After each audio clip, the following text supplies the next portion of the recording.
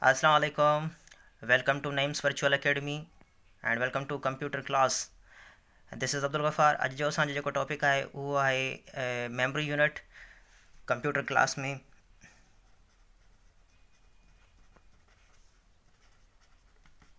Memory unit ठीकु आहे। त अॼु असां मेमोरी यूनिट ते डिस्कस कंदासीं। सभ खां पहिरियां तव्हांखे ॿुधाईंदो हलां त कंप्यूटर जा जेके मेन यूनिट्स हूंदा आहिनि उहे हूंदा आहिनि पहिरियों इनपुट, ठीकु आहे, ऐं सेकेंड हूंदो आहे आउटपुट। इनपुट ऐं आउटपुट, पर इन्हनि जे विच में हिकिड़ो प्रोसेस हूंदो आहे, हिकिड़ो यूनिट हूंदो आहे जंहिंखे चइबो आहे प्रोसेसिंग यूनिट। ठीकु आहे, प्रोसेसिंग यूनिट ही छा कंदो आहे, हितां इनपुट थींदी आहे डेटा, जेका असां हुनखे इंस्ट्रक्शन ॾींदा आहियूं, जेका हुनखे डेटा ॾींदा आहियूं, उहा खणंदो आहे डेटा छा आहे, उहा इनपुट में खणंदो आहे। ठीकु आहे, ऐं उन ते छा कंदो आहे, उन्हनि ते प्रोसेस कंदो आहे, उनखे टेम्परेरी स्टोर करे उन ते प्रोसेस करे, ऐं उनखां बाद में असांखे छा ॾींदो आहे, आउटपुट ॾींदो आहे एज़ अ रिज़ल्ट। आउटपुट इहो पुछा कयो वेंदो आहे तक़रीबन त जेको आउटपुट हूंदो आहे उहो छा हूंदो आहे, त उहा हूंदी आहे आउटपुट इज़ अ रिज़ल्ट। ठीकु आहे, उनखां बाद में जेके सी पी यू आहे, सी पी यू जा टे यूनिट आहिनि। सी पी यू जा टे यूनिट आहिनि। पहिरियों जेको हूंदो आहे उहो हूंदो आहे कंट्रोल यूनिट। ठीकु आहे, पहिरियों हूंदो आहे कंट्रोल यूनिट, ऐं ॿियो हूंदो आहे A L U.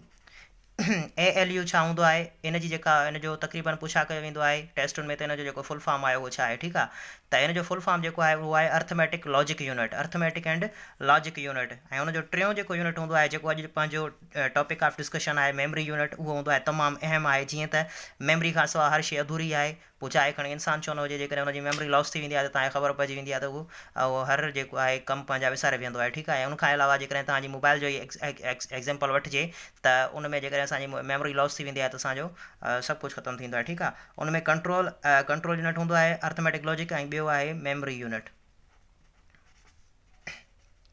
Memory unit ठीकु आहे, ऐं उनखां बाद में जेके कंट्रोल यूनिट आहे, इन कंट्रोल यूनिट जो कमु छा हूंदो आहे, कंट्रोल यूनिट जो कमु हूंदो आहे इनखे कमांड ॾियणु ऐं उनखां इंस्ट्रक्शन वठणु।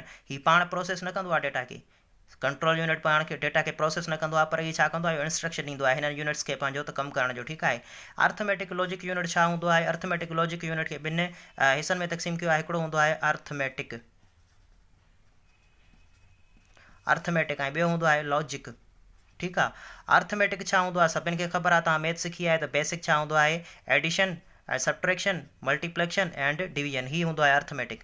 ही हुन जा जेके हूंदा आहिनि इहो प्रोसेस हूंदो आहे अर्थमेटिक जो। उनखां अलावा लॉजिक छा हूंदो आहे, लॉजिक हूंदो आहे less than, greater than, is equal to and or. इहे जेके हूंदा आहिनि इहे हुनजा जेके यूनिट्स हूंदा आहिनि। ठीकु आहे, हुनजा जेके कमु करण जा काइंड्स हूंदा आहिनि। ठीकु आहे, उनखां बाद में छा आहे, इहो कीअं कमु कंदो आहे, लॉजिक यूनिट जो कमु छा हूंदो आहे, हिन जो त छा हूंदो आहे, बेसिक यूनिट्स जेके हूंदा आहिनि अर्थमेटिक जा उन्हनि ते कमु कंदो आहे। ऐं ही जेके आहिनि इन्हनि खे छा चइबो आहे, हिननि खे चइबो आहे टू कंपेयर। असां कंपेयर कंदा आहियूं त ही नंबर जेको आहे लिखंदा आहियूं, for example 5 as less than 3। ठीकु आहे, लिखंदा आहियूं न। हाणे हिन जो जेको हूंदो आहे लॉजिक यूनिट जो कमु छा हूंदो आहे, टू कंपेयर, ही सॼो कंपेयर कंदो आहे उन्हनि खे। उनखां बाद में अॼु जो जेको असांजो टॉपिक आहे वधूं था उनजी जानिब, जेको मेमोरी यूनिट आहे। ठीकु आहे, मेमोरी यूनिट जेको आहे उहो फर्दर ॿिनि हिसनि में तक़सीम थियल आहे। उनखे कहिड़ी आहे, उहो आहे प्राइमरी मेमोरी,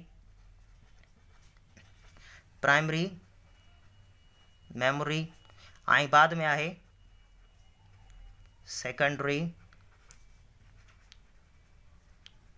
मेमोरी। ठीकु आहे, प्राइमरी मेमोरी ऐं सेकेंडरी मेमोरी। पहिरियां असां डिस्कस कयूं था प्राइमरी मेमोरी खे, त प्राइमरी मेमोरी छा हूंदी आहे, प्राइमरी मेमोरी वरी फर्दर ॿिनि टाइप्स में डिवाइड थियल हूंदी आहे, ॿिनि हिसनि में तक़सीम थियल हूंदी आहे। ठीकु आहे, पहिरीं हूंदी आहे रोम ऐं सेकेंड हूंदी आहे रैम।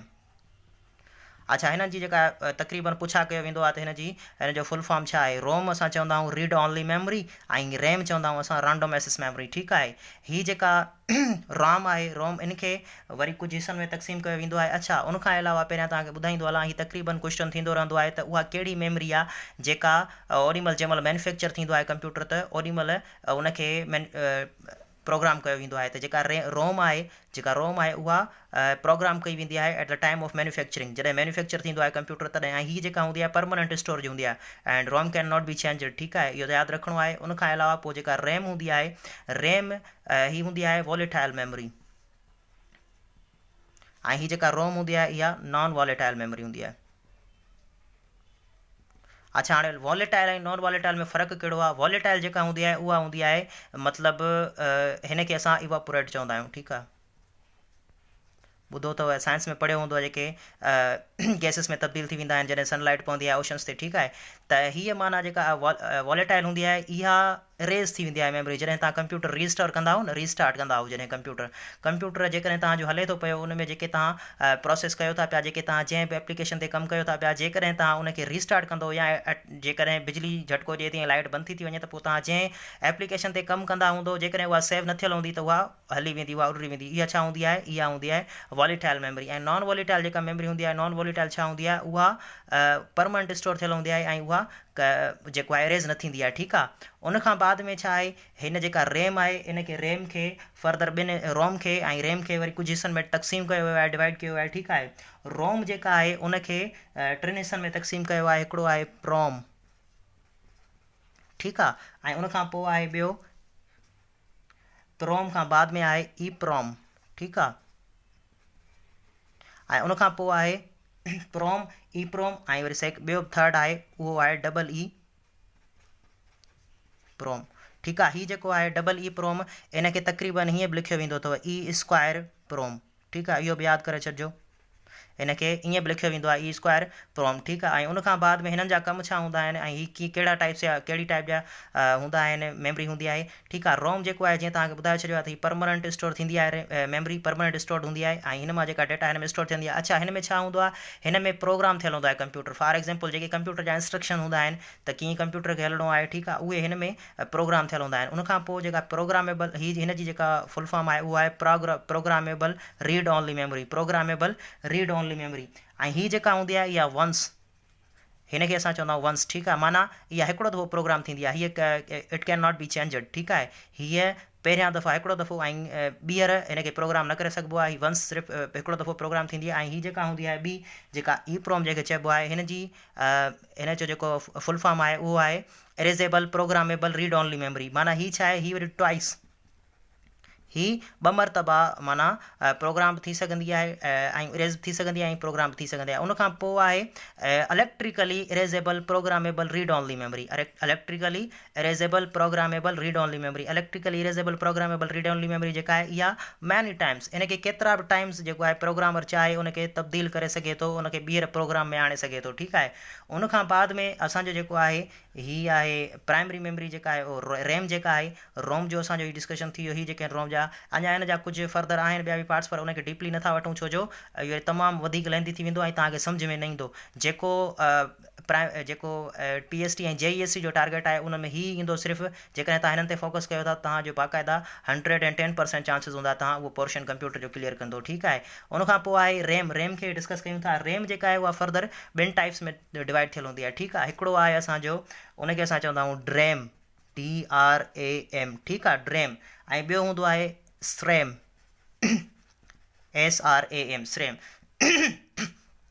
ड्रैम ऐं SRAM छा हूंदी आहे ड्रैम जेका हूंदी आहे इहा हूंदी आहे डायनामिक रैम इनखे चइबो आहे डायनामिक रैम ठीकु आहे उनखां पोइ हूंदो आहे हीअ स्टैटिक रैम डायनामिक रैम ऐं स्टैटिक रैम में छा हूंदो आहे हीअ जेका ड्रैम हूंदी आहे इहा हूंदी आहे हीअ कंदी आहे डिक्रीज़ कंदी आहे प्रोसेसिंग कॉस्ट छा कंदी आहे प्रोसेसिंग कॉस्ट डिक्रीज़ कंदी आहे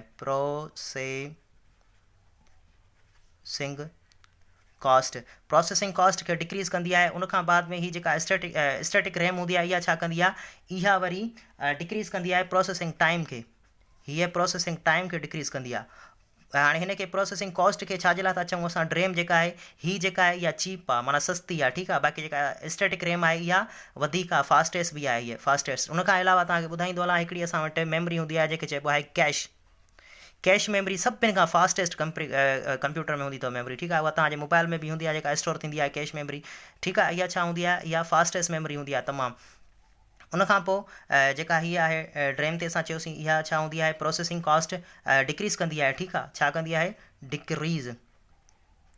डिक्रीज़ कंदी आहे प्रोसेसिंग कॉस्ट छो जो सस्ती आहे ऐं उनखां अलावा हीअ छा कंदी आहे डिक्रीज़ कंदी आहे प्रोसेसिंग टाइम माना हीअ घटि टाइम में असांजो कमु कंप्लीट कंदी आहे ऐं उनखां पोइ हीअ असांजो जेको आहे कंप्लीट थियो हाणे अचूं था सेकेंडरी मेमोरी जी जानिब प्राइमरी असांजी कंप्लीट थी वई सेकेंडरी मेमोरी छा हूंदी आहे सेकेंडरी मेमोरी खे फर्दर ॿिनि टाइप्स में डिवाइड कयो वियो आहे ठीकु आहे सेकेंडरी मेमोरी खे फर्दर ॿिनि टाइप्स में डिवाइड कयो वियो आहे उहा कहिड़ी आहे हिकिड़ी आहे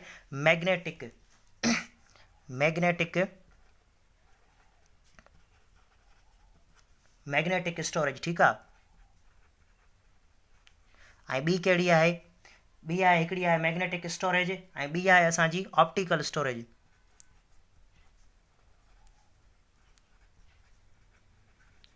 ऑप्टिकल स्टोरेज हिकिड़ी आहे मैग्नेटिक स्टोरेज, ॿी आहे ऑप्टिकल स्टोरेज। हलो ठीकु आहे, तव्हांखे मां ॿिए पेज ते सम्झायां, ही पेज फुल थी वियो आहे या हिते तव्हांखे मे बी सम्झ में न अचे।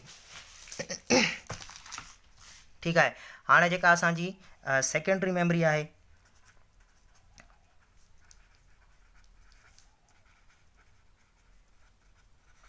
ठीकु आहे, सेकेंडरी मेमरी जेको आहे उहा ॿिनि हिसनि में विरहायल आहे। ठीकु आहे, हिकिड़ो आहे असांजो, हिकिड़ो पहिरियों असांजो आहे मैग्नेटिक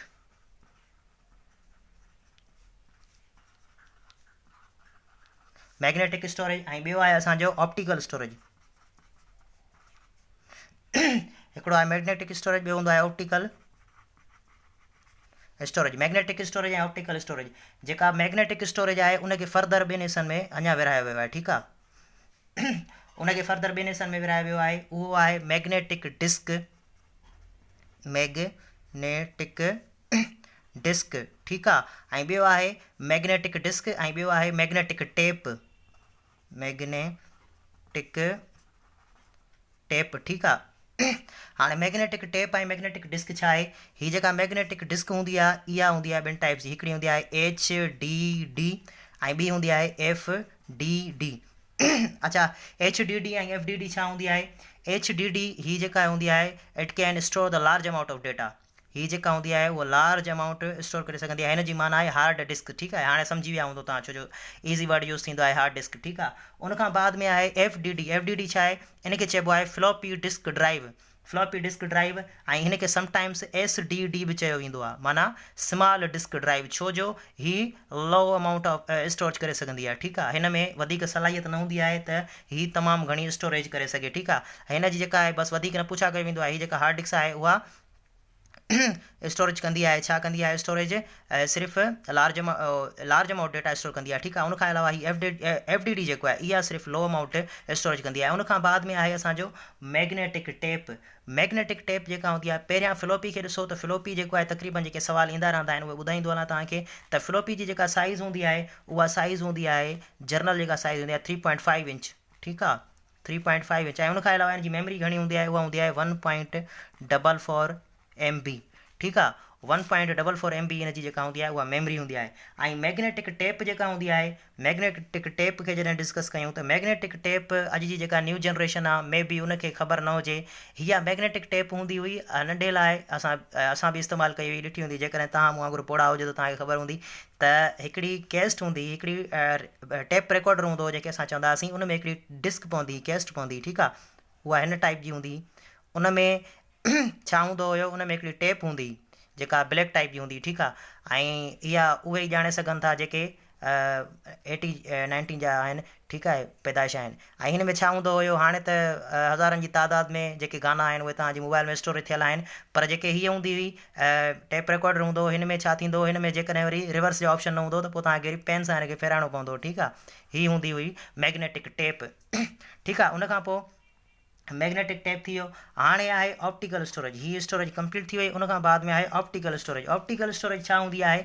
ऑप्टिकल स्टोरेज हिनखे तॾहिं चयो वेंदो आहे, इन जे लाइ चयो वेंदो आहे जो जेका तव्हां CD रूम हिन में अचनि था, पहिरियों हूंदो आहे CD रूम। ठीकु आहे, CD रोम, ऐं उनखां पोइ हूंदो आहे DVD रोम,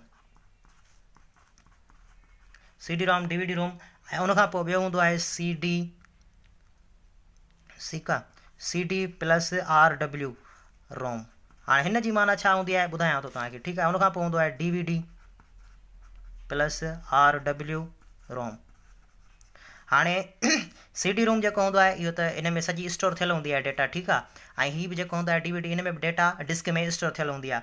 उनखां बाद में ही CD ऐं RW छा हूंदो आहे? इन जी माना आहे रीराइटेबल। ठीकु आहे, हिन में इहा सलाहियत हूंदी आहे त इहो वरी ॿीहर इहा जेका CD हूंदी आहे हिकिड़ी ख़ाली CD मिलंदी आहे, उन ते तव्हां उनखे रीराइट करे सघंदा आहियो, माना का बि पंहिंजा जेके तव्हांजा फंक्शन हुजनि, का बि तव्हांजा जेका डेटा हुजे उहा तव्हां हिन में रीराइट करे सघंदा आहियो। ठीकु आहे, इहा उन में सलाहियत हूंदी आहे। अच्छा, हिनखे ऑप्टिकल स्टोरेज छाजे करे था चऊं? त तव्हां जॾहिं इहो जेको CD रोम हूंदो आहे या DVD रोम हूंदो आहे, जेकॾहिं तव्हां उनखे खोले ॾिसंदो त उन जे अंदरि हिकिड़ो लेंस हूंदो आहे, हिकिड़ो सेंसर हूंदो आहे, हिकिड़ो लेंस हूंदो आहे, ठीकु आहे, उहो कलर छॾींदो आहे, जेको आहे कलर शुआ छॾींदो आहे, ऐं उनजे वसीले ही जेको आहे वर्क कंदी आहे। इन जे करे हिनखे चयो वेंदो आहे ऑप्टिकल स्टोरेज। ही हुयो मैग्नेटिक स्टोरेज, ही हुयो ऑप्टिकल स्टोरेज।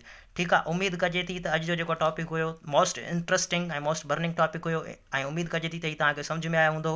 इंशाअल्लाह अॻिते असां हिननि खे सभिनी खे बिट बाय बिट कवर कंदासीं, ऐं उमेदु इहा कजे थी जेकॾहिं तव्हां बाक़ाइदा डिटेल्ड हिन खे पढ़ंदो ऐं ज़हन में पंहिंजे में समाईंदो त 110% तव्हां उनखे कंप्यूटर पोर्शन जेको हूंदो उनखे क्लियर करण जे एबल हूंदो। Thank U.